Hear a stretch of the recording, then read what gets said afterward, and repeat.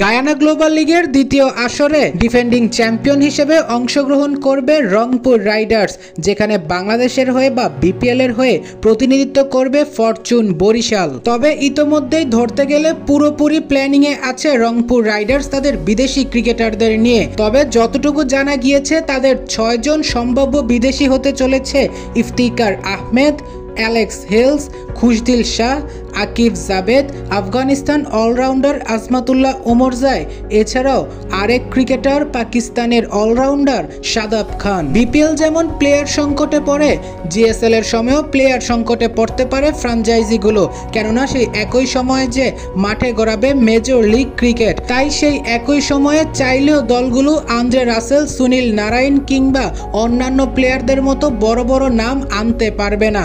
কিন্তু যাদের নিয়ে পরিকল্পনা সাজাচ্ছে রংপুর রাইডার্স তারাও কিন্তু ছোট ক্রিকেটার নয়। এই যেমন 6 জনের নাম বললাম, পসিবল 6 বিদেশি এরাই হতে চলেছে।